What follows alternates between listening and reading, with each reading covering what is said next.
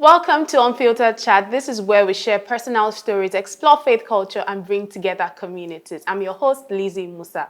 And on today's episode, we'll be discussing what it means to be transformed, but not conforming. And we have the founders of Street Church, which is a digital movement that uses pop culture terms to spread the gospel in a very unconventional way to the unchurched. Am I right, guys? Yes, you are. We have Orel Lua and we have Tunde. And I also have Presley, who is, one of us in the studio. Welcome to my Unfiltered Chat. Thank you very much for having Thank you us. so much for being here. Let's go straight into it. Is Christianity meant to be cool? And you also run a digital movement that, makes use of phrases from secular songs, so to speak, and then customizes them to Bible verses. And then someone might look and be like, you know what? Someone might look and be, what did you say? I think you just put me inside trouble. No. Because you're trying to bring out some things that It's meant to be. It's unfiltered chat. So Will be then unfiltered. somebody might be like, "Ah, man, is this supposed to be like? Why are we trying to say as it ought, and then we're Yeah. putting first, Thessalonians or whatever?" I think Christianity is supposed to be relatable. Okay. Maybe not cool, Absolutely. but it's supposed to be relatable. People need to be able to understand what you're saying. And you would see that from even the life of Jesus. When Jesus came to earth, Jesus did not preach the same way that was in the synagogue, even though he started from there. He went out to teach the people in the ways they would understand, using agricultural terms, using basic everyday terms that they understand, the parable of the sower, the parable of this and that, so that people can be able to come closer to what he is trying to teach them, what he wants them to know from the scriptures, even bringing back scriptures from the Old Testament and just opposing them with things that are happening at that time. So I think Christianity is meant to be relatable. The essence of it is for people to be able to understand the depth of what is being said.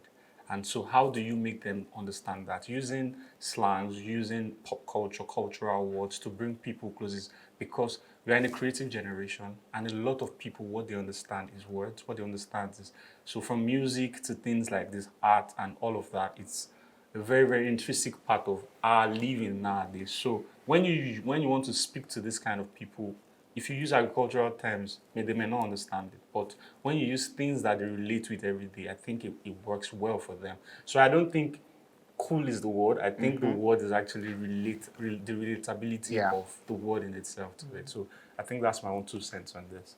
Oh wow, Tunde, what do you want to say? We know that you're the fashion god, so people would say, not just in terms of street church, people might think that when we were growing up, I like to say when we were growing up, there's just some things that you think is not Christian. No Christianity to do. It's not Christian, so to speak. Like you see somebody, you have earrings on, and then they're like, they're like, how Christian is this guy? This one is a lie, is a lie. I'm not wearing elections, just so they know. Tell me more.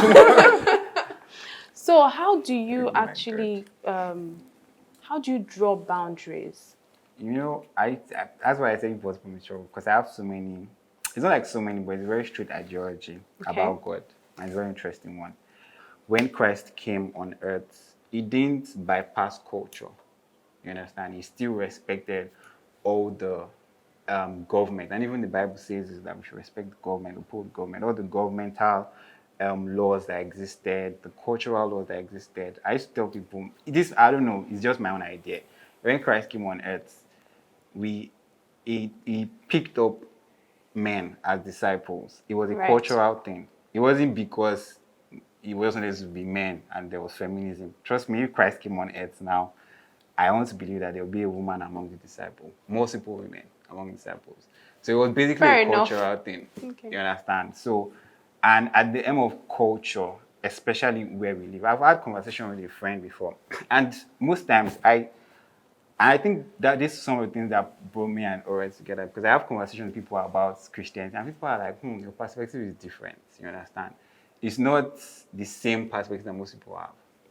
And this will lead me to my point of, I've had a conversation with someone before, and the person like doesn't even understand the Bible. Those thou seest, goeth, something about a temple and a synagogue, about things that they really cannot relate with. He wants you to be able to tell him that, oh, I was going to Onikman today.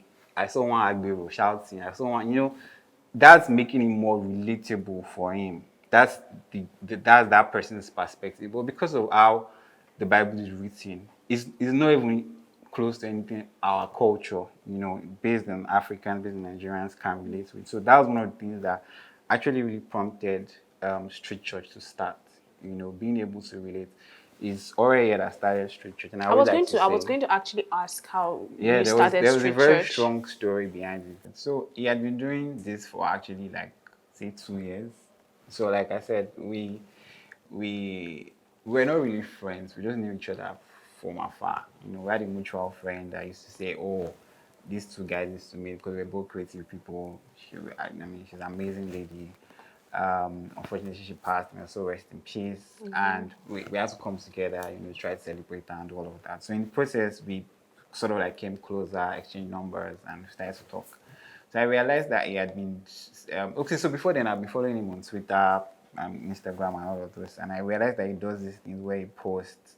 He might just post on God, and put a Bible verse, maybe First Peter 5:7, up Nepal, put some, And then you had one chopaholic. and yeah, so but I didn't used to even he didn't used to like write Bible passages there, and I felt that was even more interesting because when I say open up and I say Bible verse, I wanted to go and read the Bible verse and see if it correlated. So that was my own experience, and that started to happen. And I was like, guy, this is interesting. This is a mad sense. Let's because me, I'm a very forward-thinking person. I'm like, guy, this thing can be like a medium to like actually push the message out. So we could make like table decks, calendars, bring it closer to people, where people can have devotionals and stuff like that. So I pitched that thing. I said we should write Bible too. From the beginning. Wow. I need to the say whole it. Bible. I need to say No, it. so I was like, let's translate the Bible in pidgin more. and all of that. Even though I looked level, that far that more that project alone is really good. Can help you. You can still do it. I mean, but we I have it mean, in plans, actually. yeah. So so that started to happen. So in 2019, yeah, he attended my church, the local assembly, and instantly, because I call him Icon, so permit me. I was going to ask how Icon is- started, but let's leave that for now. Icon is a very creative person. Like I used to admire his creativity and all of that. So instantly when he joined church, we dragged him to the creative space. We had a project we're working on, a production. Luckily, he had written a story about the production years ago. Like the name of the production was Butterfly. The name of the church that he was in production was The New. Something about The New, and our church is The New. So it was just like I was like, this man of the world. I didn't know this before, but knowing that, like, getting to work with him, we had all these projects together and we did. And that started. 2020 came, and I'm like, I started to put pressure on him. It was like, no time. So all of a sudden, just had him to a group one day and like, let's go. And that was the era of Google Alamaje Breakfast. I think that was the first post that we did. It was Abakok 2-3. 2-3, So posted that and just went out, But like I said, it's the one that has the story. So at what point did you know that you wanted to start? Because like Tunde said, you said it's not your time, and then you decided that, you know what, let's go. Well, I think the way I work or the way I do things, I just know. There's just that prompting that you should do this. Like if you know, you know. Yes, if you know, you know. So this really started like back in 2018. Like, we've spoken about this earlier, that about how culture needs, how the word needs to be relatable for people to get to it. And I was at that point where I was just like, what is things that they say? I understand it, but I don't understand it. I understand when you tell me that, what's it called, faith like a mustard seed. But I don't know what a mustard seed is. I've not seen it before. If you tell me faith like agbalumo seed, I can't be able to picture it correctly and say, this is what you mean. But mustard seed, very correct. there are a lot of people that don't know what it is. So a lot of questions like that, I saw myself as an African not very much in the context of what the Bible was saying. And it kind of I had a lot of, what's it called, conflictions in my chest. So my chest was very tight.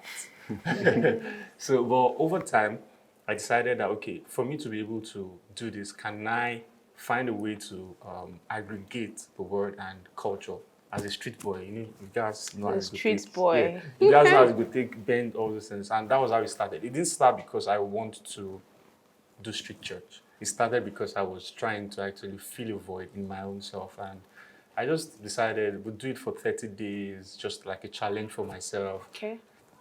Stop, do it another 30 days, stop, like that. And it became like a thing that I enjoyed. So I started putting it online. And before I knew it, people were like, guy, I like this.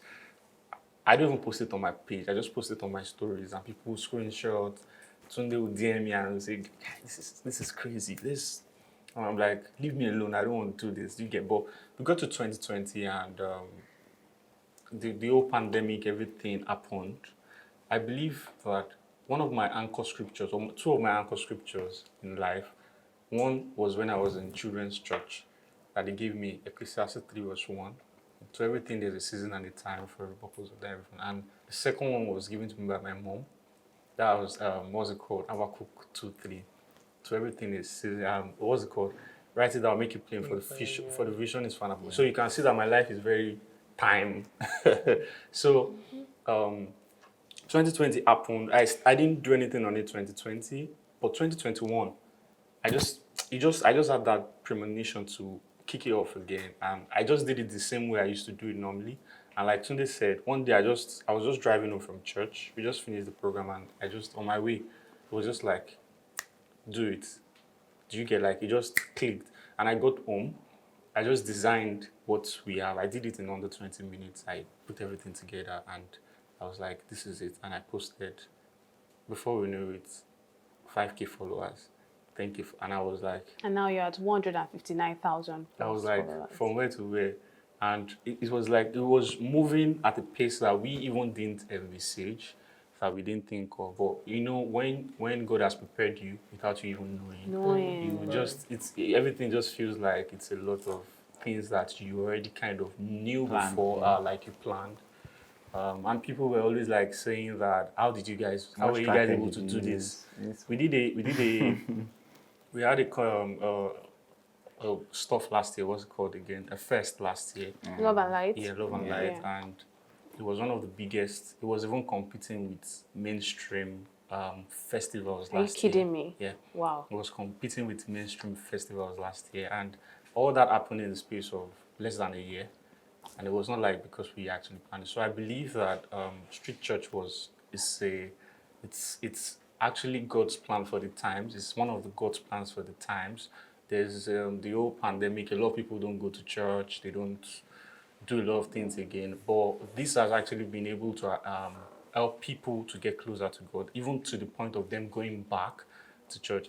You know, we're speaking about building communities, and that's what we also do here on the Unfiltered Chat. You know, we explore faith culture, we tell personal stories, which is what you all have been sharing, and also building communities. And you know, we're speaking just before we came on the show, you were talking about how some of your billboards are not even in Nigeria, they're out of the country. You have in Sierra Leone, you have in some other countries. Tell me about that. So, so we have a community in Sierra Leone. So actually, what happened was sometimes when Future started last year, I mean that first year we had a lot of people very interested in that move, and somebody reached out to us from ATL in the US and said, "Oh, we wanted to put." They had some digital boards here and there, small boards like digital mediums around ATL and supermarkets, you know, and wanted to have these messages like every day. Once we post, they wanted to get like versions to put up on their spaces. We got people reach out to us a lot, you know, and you know, it's also a very sensitive area in as much as if we want to make the word very relatable, there's also a balance so that we don't go off, you know, the course, you know. So we pedaled it down that year. But this year, you know what, we got an inclination to Sierra Leone, and we actually building a community in Sierra Leone for structure just the way we have in Nigeria. And we started something last year called Word on the Streets, where we actually went out on the streets, you know, to preach the word. And guess what? We're not really, most times when people see people speaking about the word on the streets, they sort of like just ignore them, or they're not really, because most times these guys are just shouting and so I mean you understand what I'm saying? Yes. But we went from a different perspective, and that's what we are trying to do. We're trying to show that God is love, and our creative expression is to basically show God's love, and that's what even Love and Light as a festival stood for last year. So we're out on the streets, doing what on the streets, taking out pamphlets. People were even begging us for stickers, bus drivers, keke napep guys, just put those stickers because they found it interesting. Mark 4, with the Bible verse attached to it.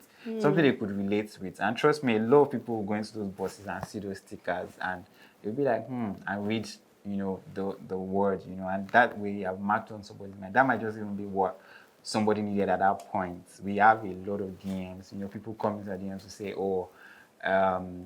this word really blessed me. This is what I needed today. Almost every day we get that. So we extended to Sierra Leone, and it started with word on the street also in a popular market in Sierra Leone. So they went out on the streets with placards, and doing all of that. And I mean that's how we've been trying to build. Hopefully we're looking to build more communities around Africa, which is mostly our primary target because of all the stuff we said about relatability with culture, in this part of the world. So I really like everything that you guys are doing with street church, especially when it comes to making Christianity look cool and relatable. So speaking about relatable, Presley, what do you think the boundaries should be in terms of how Christians decide to appear relatable? What do you think the boundaries should be?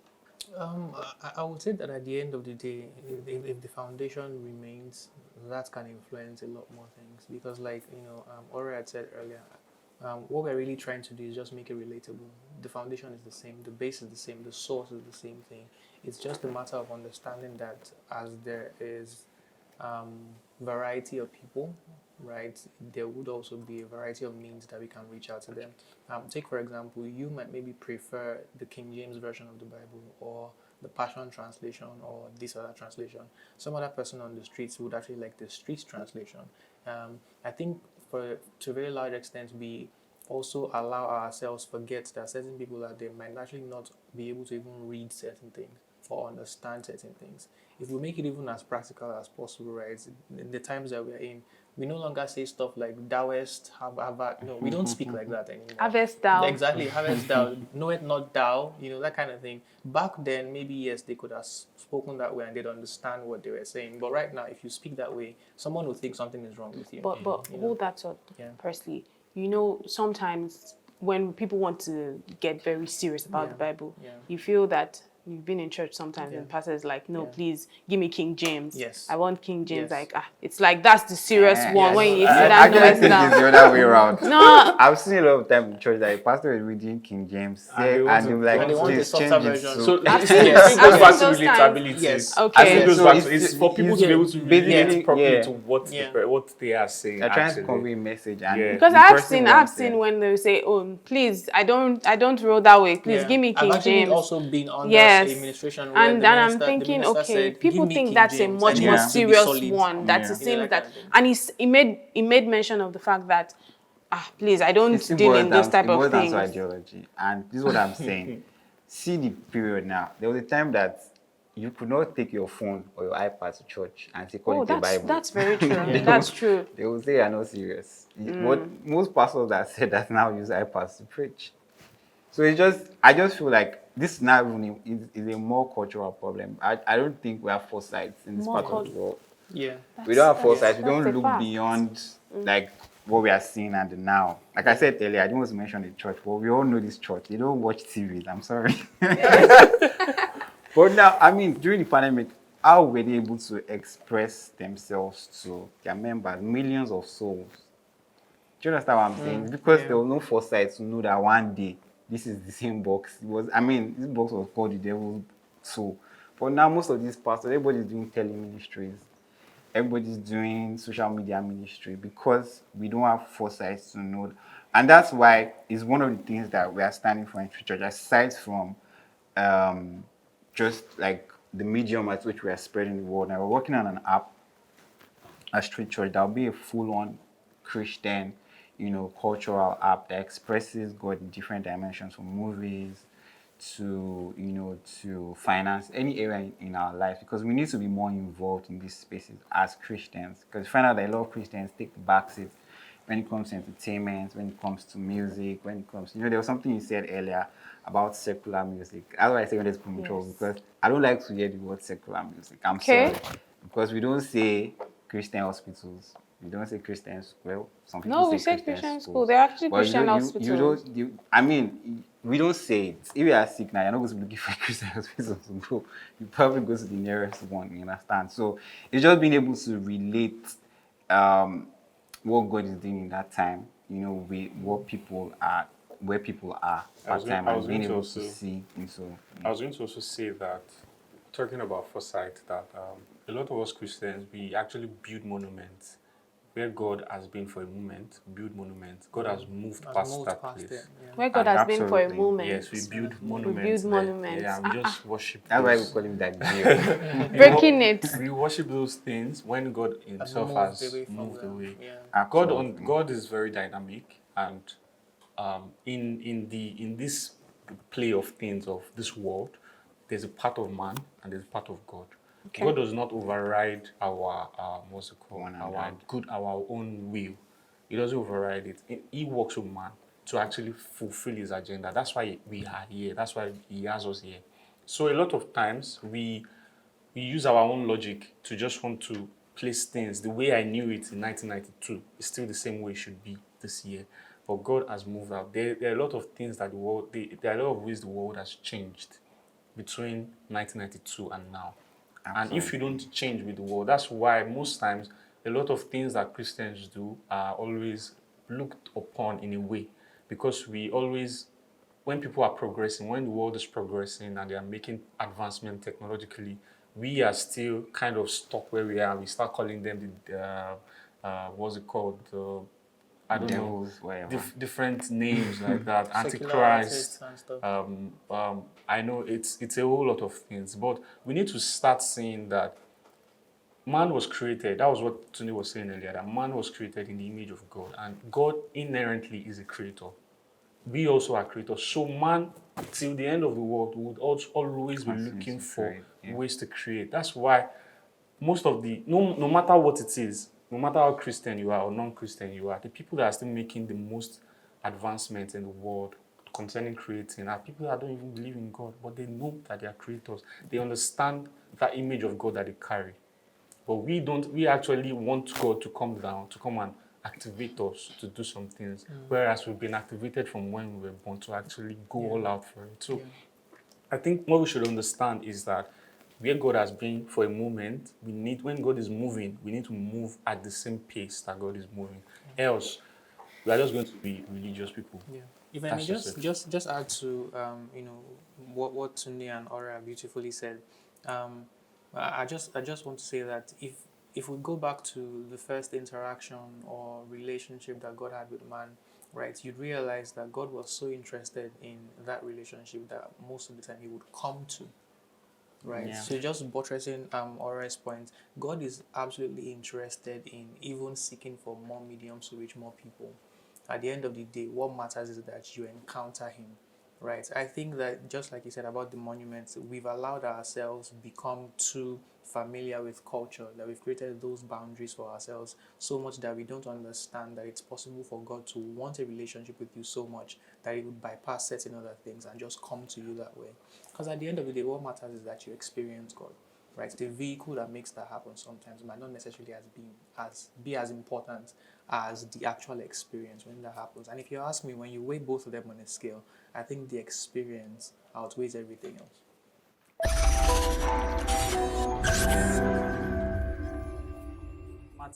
Jesus did not just start His ministry. See, He's a very, very strategic person. When He was on earth, He first went. He went to wedding first. Yeah, He went to a wedding. First Change did, water first to did, wine first first. did. But don't forget, it's mom that came to meet him. But it's part of the I think agenda. you should put it in one Do you not think that balance. it Went was to one just there? first. If you remember, he wasn't going to actually turn the water into That's his mom cool. came to meet him. Everything And that's he cool. said it's not yet time. That's cool. You turn Trust up, me. you turn up to wine. He said, "Stop so much. Jesus is copying You people turn now." up to wine. So Turn up to so wine.